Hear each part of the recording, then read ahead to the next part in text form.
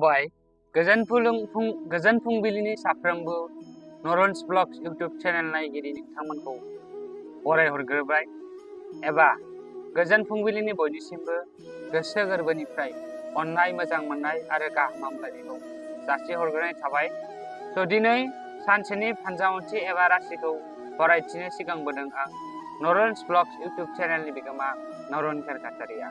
दिनै 18 जुलाइ 2026 इं शनिबार बाराय। दिनै सानसेनि फानजामुथिखौ फैदो जों मिथिनानै लादि। फानजामुथिनि गिबियाव दङ मेष राशि। गोजाम लोगोफोरखौ लोगो मोननो हागौ। नखराव आलासिफोर फैनो हागौ। बेनि उनाव दङ वृष राशि। सावस्रिनि सायाव सांग्रांथि थानाया गाहाम। बोथोरनि गोहोमा नोंथांखौ लोरबांथि खालामनो हागौ। मिथुन राशि। रांखान्थियारि बिथिङाव खाफाला नोंथांनि फारसे मोजां।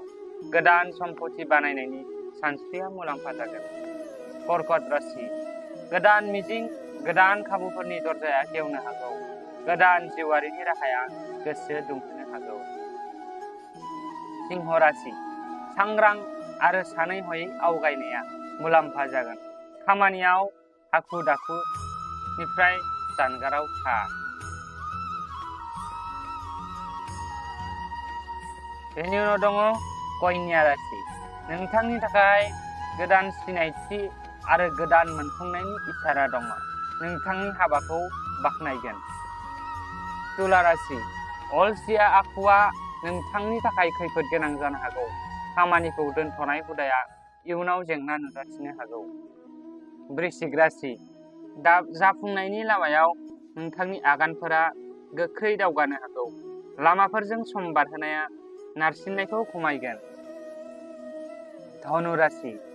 साना खुसि आरो रंजानायजों बुंफबगोन। बिमा बिफानि बोर सारस्रिनायजों थाबथानाय खामानिया जाफुंनो हागौ। मकर राशि। धोन आरो सम्पथि बांनायनि मिजिं दं। फालांगियारि बिथिङाव मुलाम्फा जागोन। कुम्भ राशि। गोब्राब नाजानाय आरो गोदान सानस्रिफोरा जाफुंनायनि थाखाय लामा जानो हागौ। फालांगियाव गोदान सानस्रिया दावगानायनि मदद होगोन। जोबथियाव दङ मीन राशि। नखरनि जेंनाफोरा गोसोखौ जेंना सोमजिहोनो हागौ। फिसा फिसा दावरावआ बिदा फंबायनि गेजेराव दाङाबाजि बांहोनो हागौ। बेजों लोगोसेनो दिनैनि राशि फरायथिनायाबो एसेनोसै। आसा खालामदों नोंथांनि दिनैनि साना मोजाङै मोजां बारलांथों। बेखौ आफा इसोर अबं गसाइनि सेराव आरज गाबहरनाय थाबाय।